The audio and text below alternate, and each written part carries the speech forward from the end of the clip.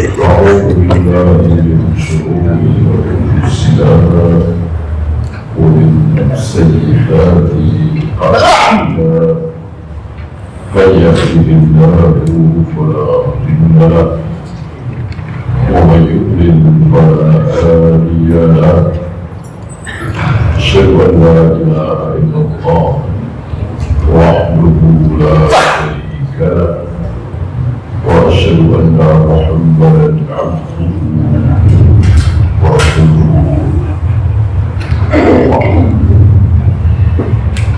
Kita sampai masalah. Jadi di kitab ini setelah selesai pembahasan satu bab, beliau menyimpulkan dalam masalah ada 24 masalah luar biasa dari pembahasan dari awal, terutama tentang hadis Mu'adz bin Jabal, di mana beliau dilarang menyampaikan oleh Nabi, tapi disampaikan juga, dan ada alasannya. Ya, langsung saja. Masalah yang pertama, al-hikmatu fi khalqil jinni wal ins. Hikmah diciptakannya jin dan manusia. Bahasa kita, tujuan Allah menciptakan jin dan manusia apa? Beribadah, mentauhidkan hikmah. Jangan keliru antara hikmah dengan illah, mirip tapi tidak sama. Hikmah kita sebagai manusia bisa tahu, bisa tidak.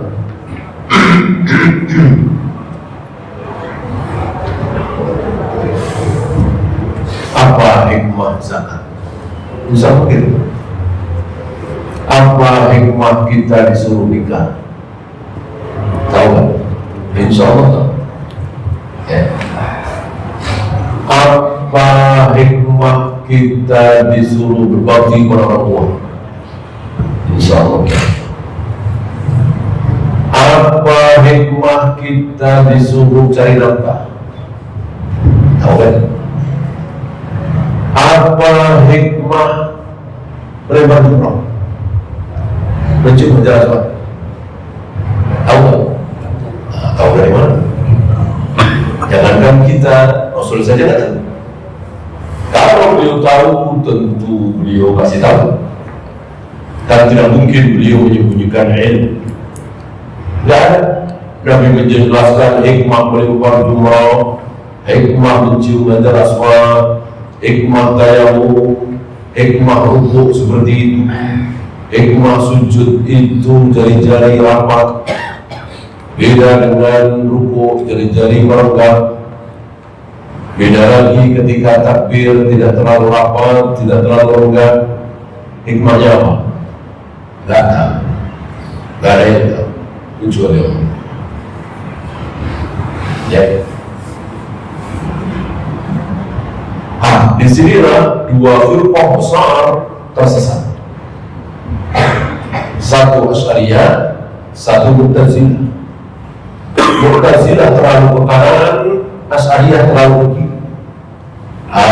Ahlus Sunnah Salaf berada di tengah. Apa kata Mu'tazilah? Seluruh perintah Allah, seluruh larangan Allah pasti ada hikmahnya, dan kita semua harus tahu. Harus tahu. Kata-kata harus tahu inilah yang salah, yang keliru, yang sesat. Ya kalau perintah zakat, perintah sedekah, perintah nikah, larangan membunuh, larangan berbohong, larangan merampok, mencuri. Kita semua kan hikmahnya. Ya. Larangan duduk dengan menyandarkan tangan kiri ke belakang, apa hikmahnya? Larangan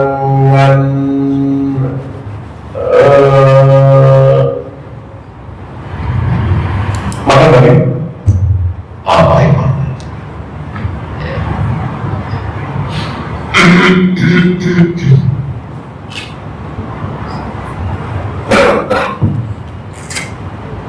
Beras 5 kilo ditukar beras 3 kilo. Boleh apa tidak? Beras 5 kilo wah bagus. Beras yang 3 kilo itu bagus. Mau sama? Ya. Ini apa namanya? Riba. Riba kan mau? Ya. Kenapa?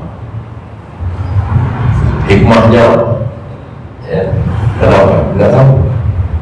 Pokoknya nggak boleh. Nah, ini kesalahan siapa tadi? Abu Tazina. Jadi semua perintah Allah, semua larangan Allah pasti manusia tahu hikmahnya apa. Jelas ini salah. Karena banyak dari kita, ya semua dari kita tidak tahu hikmah dari ruku, dari sujud, menunjuk dengan jari, salam ke kanan, salam ke kiri. Kenapa harus pakai pakaian ihram yang rawan terbuka aurat? Ya, di mana para wanita yang cantik-cantik itu tidak boleh menutup wajahnya ketika ihram, baik haji atau umrah?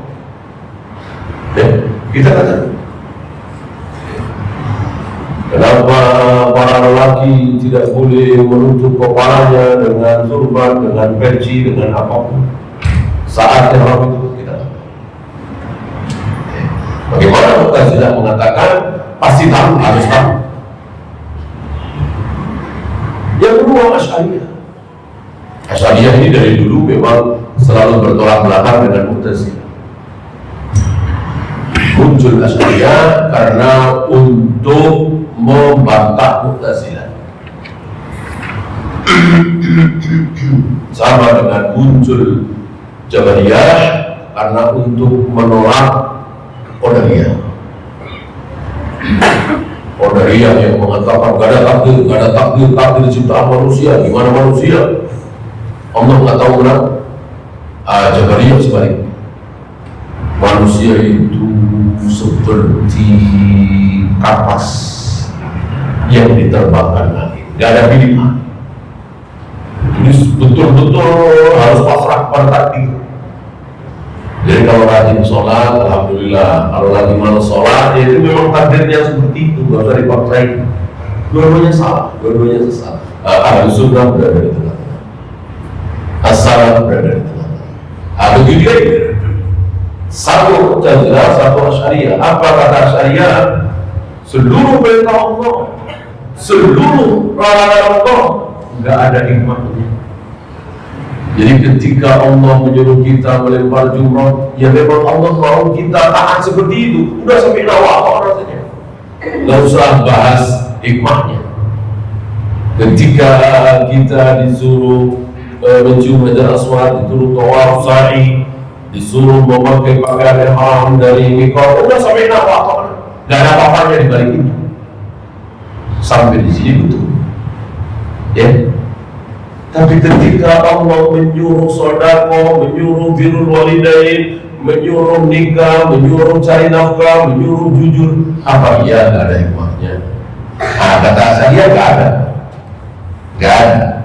Pokoknya sampai nawak mana kita harus jujur, kita harus amanah, kita tidak boleh mencuri, kita harus melempar jumrah, kita harus mencium Hajar Aswad. Sampai nawak saja nggak ada hikmah. Dua-duanya keliru. Ahlu sunnah berada di tengah. Apa kata ahlu sunnah? Apa kata Rasul dan para sahabat? Apa kata salaf?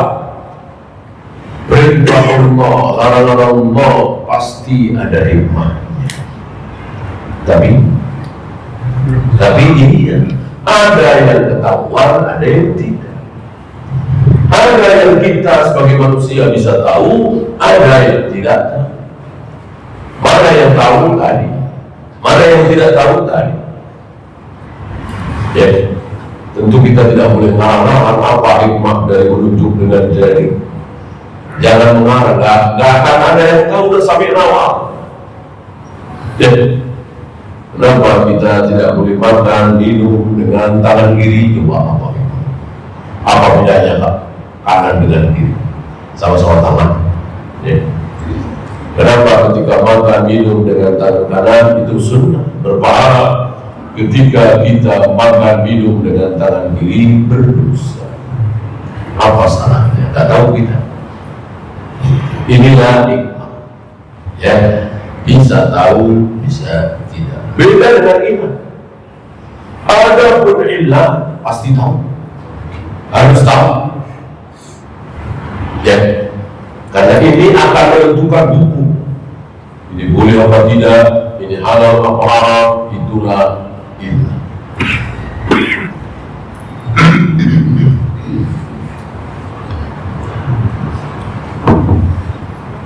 Apa ilahnya kita tidak boleh minum khamr? Ilahnya apa? Alasannya apa? Adakah alasannya? Ada. Apa? Mampu. Ya. Oleh karena itu, walaupun bukan khamr, semua orang nggak ada yang bilang itu khamr, misalnya ya, tapi mampu. Ada apa? Ya, banyak lah yang di zaman Nabi tidak ada. Di zaman Nabi cuma minum dan mabuk. Nah ini nggak minum. Kalau nyuntik misalnya, obat misalnya, atau ngisep-ngisep lem, ya, bisa mabuk. Apakah itu menjadi haram? Iya, karena ada ilah dan harus tahu ilah. Ini sama dengan Rasulullah tidak mau sengaja, tidak mau berjamaah salat tarawih setiap malam di bulan Ramadan. Ya.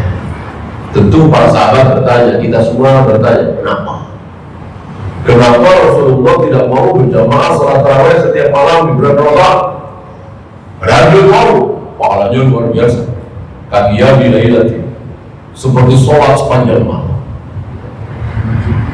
Padahal beliau manusia yang paling rakus terhadap pahala, paling taat terhadap pahala. Beliau diikutilah Umar sahabat. Tidak seperti kita. Kita ini kurang rakus terhadap pahala, ya, lebih rakus terhadap uang atau pangkat jabatan. Rasul dan para sahabat sangat rakus terhadap pahala. Tapi kenapa tidak mau sholat berjamaah sholat tarawih setiap malam di bulan Ramadan?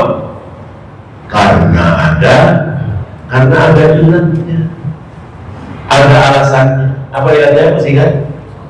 Ya, khawatir nanti menjadi kewajiban. Ya. Nah, Faidah mengatakan al-hukmu yaduru bil'illah ada manfaat atau wujudan. Hukum yang ada ilahnya, maka ketika hukum itu hilang, ketika ilah itu hilang, hukum pun ikut hilang. Ketika Nabi wafat, mungkinkah sholat tarawih yang tidak wajib itu akan menjadi wajib? Mungkinkah? Ya tidak mungkin. Ketika Nabi wafat, tidak mungkin ada perubahan hukum.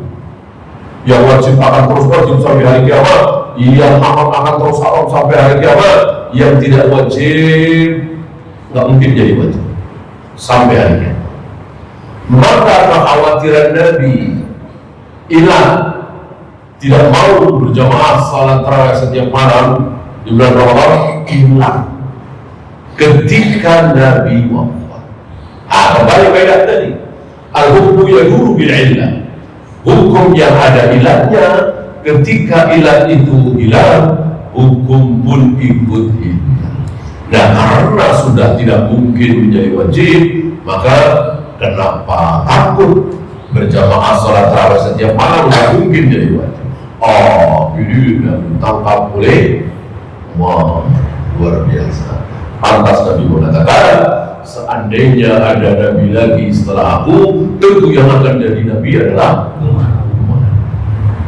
Maka Umar menetapkan mulai besok, jadi waktu itu 2 tahun zaman Abu Bakar, ya masih seperti zaman Nabi. Ada yang berjamaah, ada yang tidak, ada di pojokan sini beberapa orang, pojokan sini beberapa orang.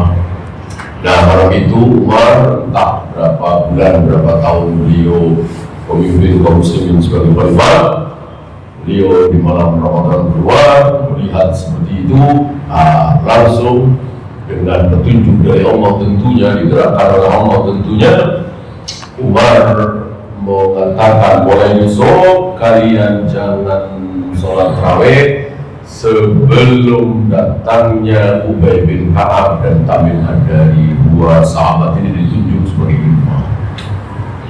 Nah, mulai itu setiap malam sampai hari ini tidak ada satupun sahabat yang protes. Para sahabat paham. Tidak ada satupun sahabat yang mengatakan, ya Amirul Mukminin, engkau telah membikin hal yang baru, bid'ah. Nabi tidak pernah melaksanakan, Abu Bakar tidak pernah melaksanakan, kenapa aku berani-berani? Enggak ada riwayat. Enggak ada riwayat. Beda dengan membukukan Al-Quran dalam satu mushaf, ini ada sedikit bantahan awalnya. Akhirnya tidak membantah. Umar membantah Abu Bakar. Akhirnya Umar mengarang, Umar setuju. Termasuk ketika Abu Bakar memutuskan akan memerangi orang-orang yang tidak mau bayar zakat. Awalnya Umar menentang, akhirnya setuju. Persetujuan para sahabat adalah dari la tazdami ummati ala dhalalah. Tidak mungkin para sahabatku bersepakat dalam masalah. Jadi kalau para sahabat sepakat, pasti benar.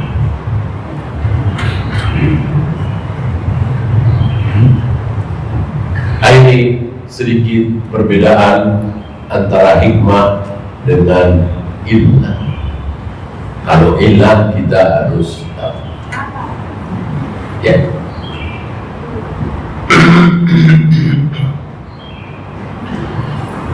Nah, kembali ke al-hikmatu min khalqil jinni wal ins. Hikmah diciptakannya jin dan manusia.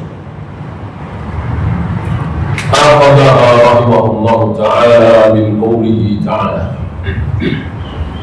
Beliau mengambil ini dari firman Allah surat Al-Dhariyat, wa ma khalaqtul jinna wal insa illa liya'budun. Aku tidak menciptakan jin dan manusia kecuali supaya mereka menyembah. Tujuan utama Allah menciptakan jin dan manusia adalah supaya menyembah. Ini kehendak Allah, kehendak apa? Dan kehendak Allah ada berapa? Kehendak Allah ada 7. Apa dan apa? Syar'iyah dan kauniyah. Kauniyah dan syar'iyah. Apa kehendak kauniyah? Kehendak Allah yang pasti terjadi. Gak mungkin kan? Bisa baik, bisa buruk. Ya. Apakah Allah menciptakan keburukan? Iya. Ya, iblis yang menciptakan siapa? Neraka yang menciptakan siapa? Ya, zina, khamar, judi, semuanya ini yang menciptakan apa? Menciptakan keburukan? Iya. Iya. Ada agama, bahkan ada orang Islam yang karena tanpa ilmu tapi niatnya baik, tidak mau menyadarkan keburukan kepada Allah. Allah tidak mungkin menciptakan keburukan. Ya, siapa yang menciptakan neraka? Iblis, setan, keburukan maksiat. Allah menciptakan keburukan, menciptakan pula kebaikan.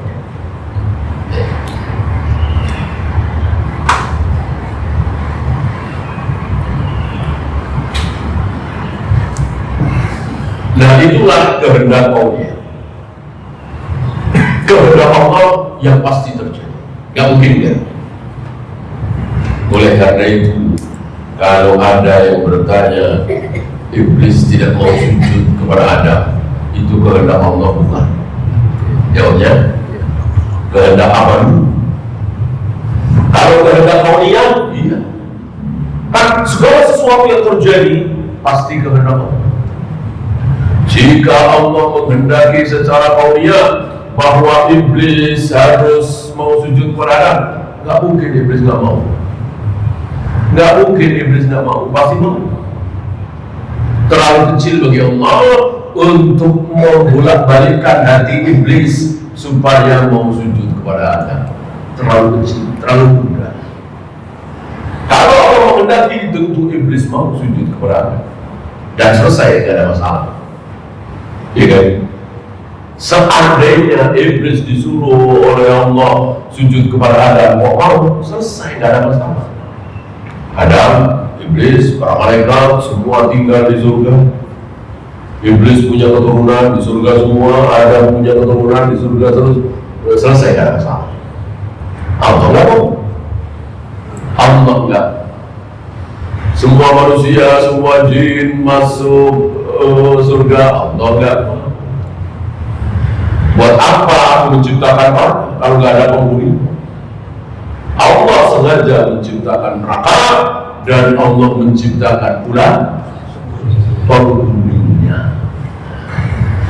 Jangan dikira Allah tidak menciptakan penghuninya, Allah menciptakan penghuni. Fir'aun, Qarun, Abu Jahal, Abu Lahab, Kan'an, sengaja Allah ciptakan untuk penghuni neraka. Inilah kehendak Allah. Kehendak Allah yang pasti terjadi. Gak mungkin mati. Nah, satu lagi kehendak syariah. Apa kehendak syariah? Kehendak Allah yang pasti baik. Nggak ada yang baik. Allah menghendaki manusia beriman, ya kan? Allah menghendaki orang-orang Islam semuanya sholat. Allah menghendaki kaum muslimin semuanya taat. Yang lagi-lagi sholat berjamaah isi. Allah menghendaki kaum muslimin tidak makan riba, tidak berjudi, tidak korupsi, tidak berjudi, tidak minum khamar. Kejadian? Enggak. Berapa banyak manusia yang tidak mau beriman? Berapa banyak kaum muslimin yang tidak mau sholat? Berapa banyak kaum muslimin yang makan riba, yang berjudi, yang berzina? Padahal Allah tidak menghendaki secara syar'iyyah. Yuridullahu bikumul yusra wa la yuridu bikumul usra. Allah menghendaki kemudahan untuk kalian. Allah tidak menghendaki kalian sulit. Maka jika dalam beribadah kok menemukan kesulitan, jangan dipaksakan. Hujan, badai, ya, nggak usah ke masjid. Allah menghendaki kemudahan. Udah sholat berjamaah di rumah sekali-sekali dengan keluarga. Allah menghendaki kemudahan. Allah nggak suka hujan-hujan, apalagi badai, mesti bawa payung. bisa kepleset segala macam, memaksakan diri ke masjid. Allah tidak menghendaki. Allah menghendaki kemudahan. Allah gak suka kita semua sholat dengan basah kuyup, berdarah-darah, terengah-engah. Maunya Allah menghendaki kita sholat tenang, nyaman, adem. Ya. Maka ada yang mengganggu dikit saja, gak usah ke masjid. Apa? Makan bawah basah, ya kan bau menyengat, gak usah ke masjid. Karena Allah menghendaki kemudahan, kenyamanan di dalam masjid, wangi, nyaman, adem, tenang, tidak gaduh. Apakah kehendak Allah ini terjadi? Ya. Berapa banyak saudara-saudara kita memaksakan diri, udah tahu hujan lebat, masih memaksakan diri ke masjid. Padahal muadzin saja di zaman Nabi azannya bukan hanya ala sholat, mari kita sholat. Maksudnya mari kita sholat berjamaah di masjid. Kata Nabi ganti. Kalau hujan jangan hanya ala sholat, tapi sallu fi buyutikum. Sholatlah di rumah kalian masing-masing. Jadi kehendak Allah secara syar'i terjadi? Enggak. Berapa banyak kaum muslimin ke masjid dengan terengah-engah, lari mengejar jamaah, takut masbuk. Apakah Allah menghendaki kita disuruh lari-lari supaya tidak masbuk? Allah menghendaki seperti itu? Tidak. Allah menghendaki kita jalan tenang. Dapat alhamdulillah masbuk, ya tambah satu lagi atau dua lagi. Udah. Kehendak Allah yang mudah ini tidak terjadi. Banyak dari kita justru memilih yang sulit. Ya. Insya Allah itu pada gambar. Apa itu kehendak aulia? Apa itu kehendak syar'i? Gambarnya seperti ini. Kenapa para ulama ahlu sunnah membagi kehendak Allah menjadi dua? Karena masing-masing ada dalil. Masuk dalil kita tolak. Dalil kehendak syariat misalnya tadi ini, misal tadi ya, banyak yang lain. Yuridullahu bikumul yusra wa la yuridu bikumul usra. Allah menghendaki kemudahan bagi kalian. Allah tidak pernah menghendaki kesulitan bagi kalian. Ya. Innama amruhu idza arada syai'an ay yaqula lahu kun fayakun. Jika Allah menghendaki sesuatu, cukup Allah mengatakan kun, jadilah, pasti jadi. Kehendaknya. Jika Allah menghendaki sesuatu, maka cukup bagi Allah mengatakan kun, jadilah, maka pasti jadi. Gak mungkin kata. Kehendak apa ini? Kehendak apa ini? Kaunia, pasti terjadi. Pasti baik? Enggak.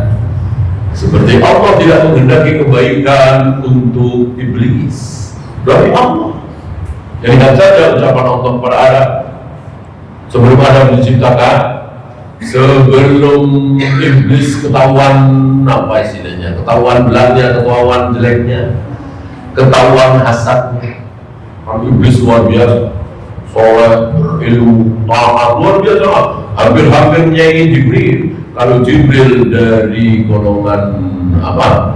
Malaikat. Kalau iblis dari golongan jin. Barangkali jin paling mulia iblis, malaikat paling mulia Jibril.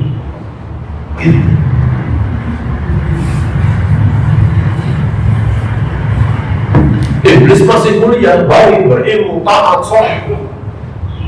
Ada belum diciptakan. Apa kata Allah kepada para malaikat? Inni ja'ilun fil ardi khalifah. Wahai para malaikat, aku akan menjadikan khalifah di muka bumi. Maksudnya Adam dan anak keturunannya manusia. Ya. Dari awal sebelum Adam diciptakan, Allah sudah berkehendak secara kaunia bahwa aku akan menjadikan Adam dan keturunannya di bumi, bukan di surga.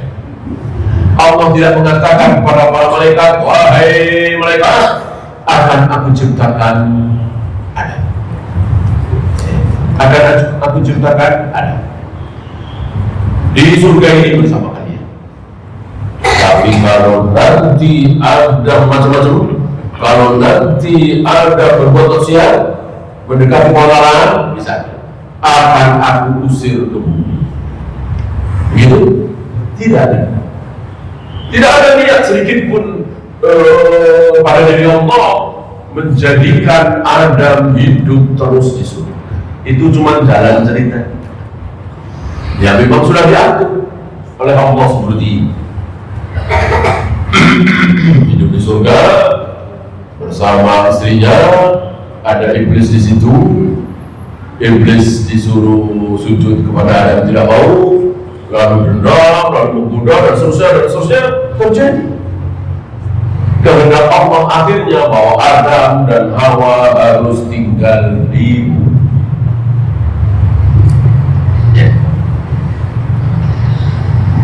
Nah, apa tujuan Allah menciptakan jin dan manusia? Supaya beribadah. Sekali lagi, ini kehendak syar'i. Kehendak apa? Tapi belum tentu terjadi. Berapa banyak yang tidak menyembah? Ya, ketika manusia baru ada dua, yaitu Adam dan Hawa. Dua-duanya menyembah Allah, bertauhid, belum ada syirik. Punya anak dua sampai 100 tahun, 200 tahun, ya. Ada yang tidak menyembah Allah, ada yang berbuat syirik, belum ada. 300 tahun, 400 tahun, entah sudah berapa ratus ribu, mungkin berapa juta manusia, ya.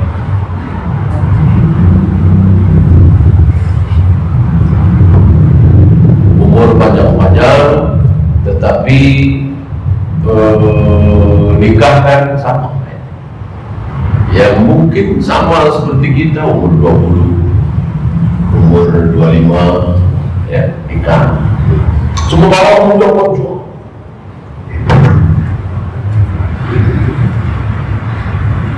500 tahun, 600 tahun, 700 tahun dari Adam diturunkan ke bumi, masih pada menyembah Allah, bertauhid? Masih. Belum ada yang berbuat syirik, ya. Yang berzina sudah ada belum? Ada. Yang mencuri sudah ada? Ada. Orang yang paling besar dosanya ada apa? Abu. Nggak tahu apa membunuh adiknya. Yang di dalam Taurat dan Injil disebut Qabil membunuh Habil, tapi dalam Al-Quran dan Sunnah tidak ada kata-kata Qabil Habil. Yang ada ibnai Adam, dua anak Adam. Apa membunuh adiknya? Berzina, mencuri, mabuk, itu kan di bawah membunuh aja sudah ada. Ya tidak perlu kita tahu ceritanya, ya. Yang berzina siapa, yang minum khamr siapa, yang menjudi siapa. Tapi belum ada yang berbuat syirik. Semuanya menyembah Allah satu-satunya, semuanya mentauhidkan Allah. Hari itu belum ada satupun orang, orang Hindu, Konghucu, Yahudi, Nasrani, tidak ada. Seluruh manusia adalah Muslim, Islam, menyembah Allah satu-satu. Syariat tentu ada sedikit berbeda. Kita tidak tahu, mungkin cara bersuci agak berbeda, mungkin cara membersihkan najis agak berbeda. Adapun intinya sholat, saum dan seterusnya sama. Menyembah Allah satu-satunya sama. Sampai 1000 tahun, 10 abad, ya. Baru di situ muncul, baru di situ iblis berhasil. Bukan iblis baru beraksi, kan? Kalau beraksinya dari Adam, Hawa diturunkan di muka bumi sudah beraksi, sudah menggoda. Tapi nggak mempan untuk digoda supaya melakukan dosa terbesar yang tidak mungkin diampuni oleh Allah. Nggak sanggup iblis, kecuali setelah 1000 tahun. Nah, ketika sudah 1000 tahun dari diturunkannya Adam dan Hawa, sepertinya Adam dan Hawa sudah meninggal, ya. Berhasil, ya, dengan tipuan awal. Apa tipuan awal? Menghormati, mengingat-ingat, mengenang jasa orang-orang baik. Kalau istilah kita mungkin mengenang jasa pahlawan, ya. Siapa pahlawannya itu, orang baiknya itu, para dai-nya itu? Siapa? Yabus, Yakub, Suwa, Wad, Nasr, yang ada di surat itu. Ya. Siapa mereka? Mereka ini para dai, mereka ini orang baik, orang soleh, sudah meninggal. Iblis menipu kaum muslimin yang masih hidup hari itu. Jangan lupakan jasa mereka, kenanglah mereka, bikinlah dibikinlah patungnya Yabus, patungnya yang Suwa, Wad, Nasr. Disembah? Tidak. Iblis kan tidak boleh. Kalau iblis ayo bikin langsung disembah, ya. Pelan, itu canggihnya iblis. Jadi menggoda manusia itu pelan. Ya. Kawan lulus, sudah di start, biasanya masih pada ngaji, ya. Enggak mau terima aprop yang nggak jelas, kamu. Tapi pelan, ya, setahun akhirnya kurang, nambah lagi, akhirnya jadi, ya itulah iblis. Menggoda itu pelan. Wa qala Ali bin Amad, ketika waktu berjalan lama patung itu disembah, dan terlalu mudah bagi iblis untuk menipu manusia. Asal ada yang sakit, masuk angin, ya, ke situ pulang sembuh, ya. Kecil bagi iblis untuk melakukan itu. Asal ada yang dagang, nggak laris, datang ke situ, pulang dagang saja laris. Yang mudah bagi iblis untuk menipu manusia seperti itu. Ya. Nah, ketika muncul dosa syirik pertama kali ini, baru Allah utus, ya, Allah utus Rasul pertama, Nuh alaihissalam. Sebelum itu kan, padahal judi sudah ada, minum khamr banyak, pembunuhan banyak, Allah biarkan. Allah belum utus seorang Rasul. Ketika sudah muncul dosa terbesar yang paling dibenci oleh Allah, yang paling disukai oleh iblis, yaitu syirik, baru Allah utus Rasul pertama, Nuh alaihissalam. Oleh karena itu saya ingin Sabil Bas dan Mani dan lain menolak urutan nabi-nabi itu. Kan kita dari kecil diajari ada Idris, baru Nuh, ya. Saya menolak enggak. Ada Nuh, baru Idris, ya. Karena jelas Nabi awal Rasul, ya. Mintalah kepada seorang Rasul pertama, yaitu Nuh. Ketika pada masa itu bukan Idris.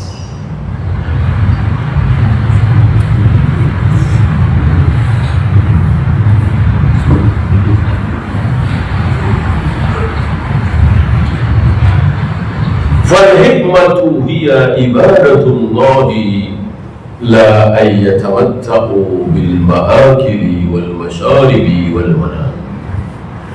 Maka sekali lagi tujuan utama Allah menciptakan jin dan manusia adalah untuk beribadah, menyembah, mentauhidkan Allah, bukan bersenang-senang dengan makanan, minuman, nikah, jabatan, pangkat segala macam, sebagaimana yang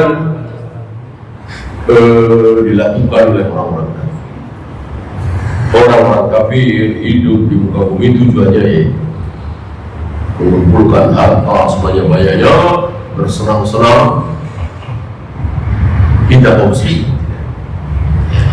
tujuannya adalah ibadah. Kaya alhamdulillah, nggak kaya bersama. Yang penting ibadah, yang penting tentang kita. Wallah. Ya, ada pertanyaan? Silakan.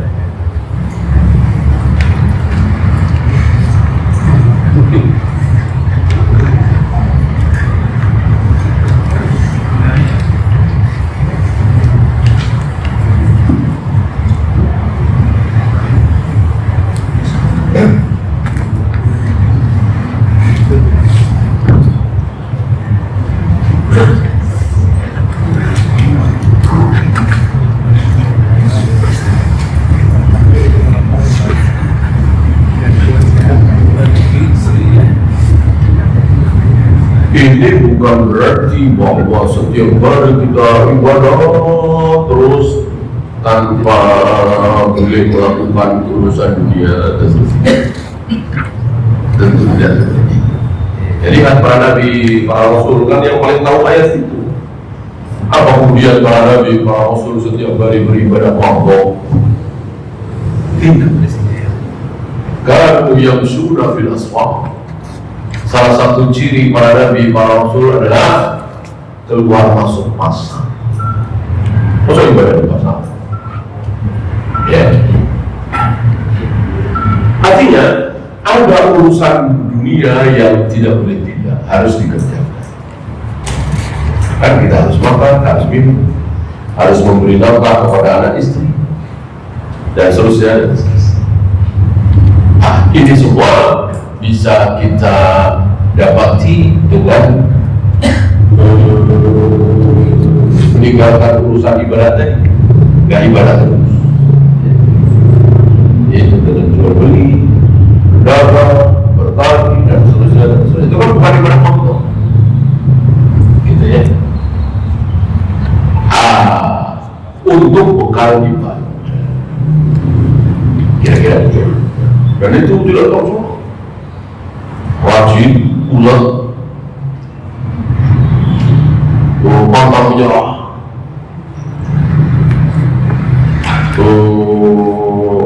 malam masih kerja, tapi ada tujuan. Misalnya begini,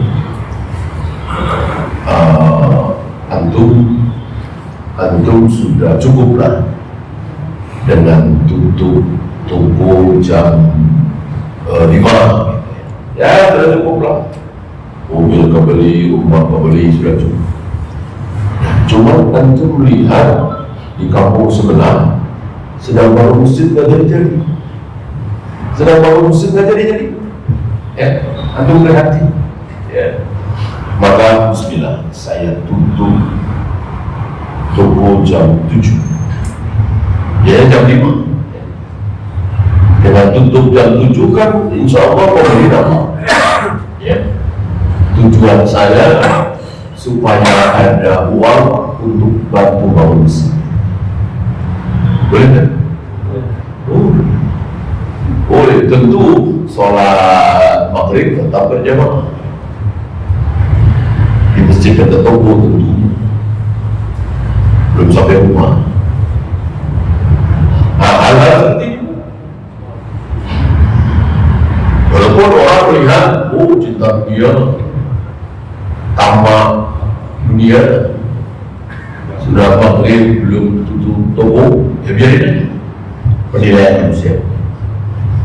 Dan enggak perlu orang tahu saya tutup toko 2 jam, nambah 2 jam karena tujuan saya supaya bisa bantu masjid. Tak perlu orang tahu.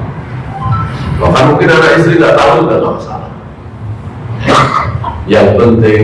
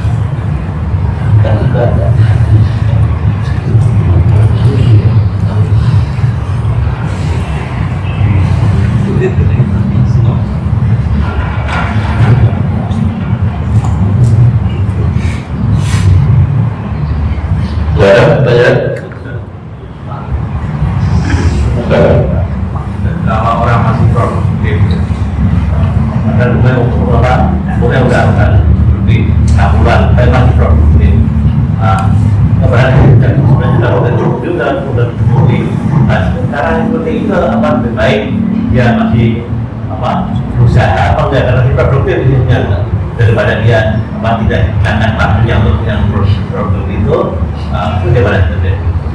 Tergantung keadaan. Barangkali ya seperti contoh tadi ya, barangkali ada masjid yang butuh bantuan, ada pesantren yang guru-gurunya nggak gaji, ada anak-anak santri yang butuh biaya untuk mencari ilmu, ya kenapa tidak?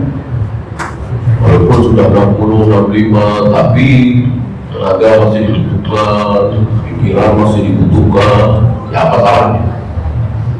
Lo bisa usaha. Lain halnya kalau sudah cukup, anak-anak ya sudah memberi jatah kepada kita sebagai orang tua, lebih dari cukup lah. Sementara nggak ada niat juga untuk bangun masjid, bangun pesantren segala macam. Ya, tergantung keadaan.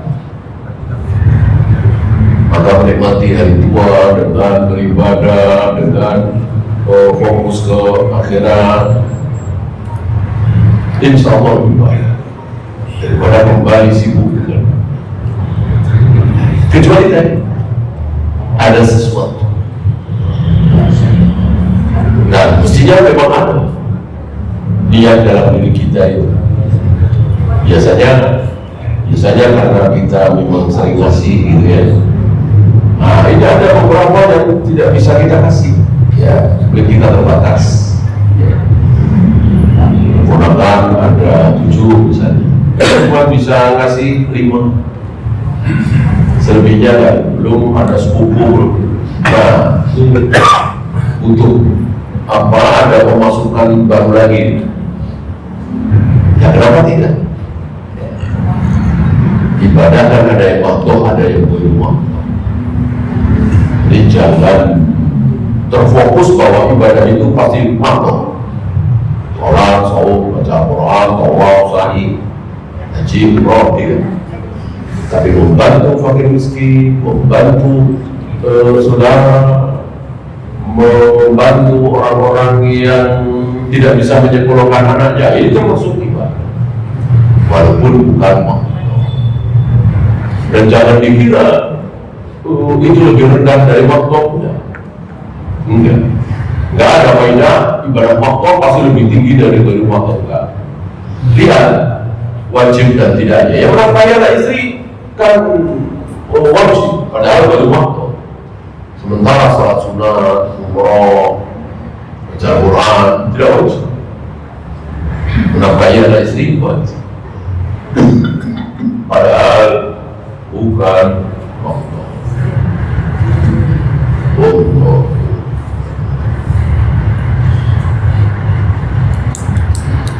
Ada lagi?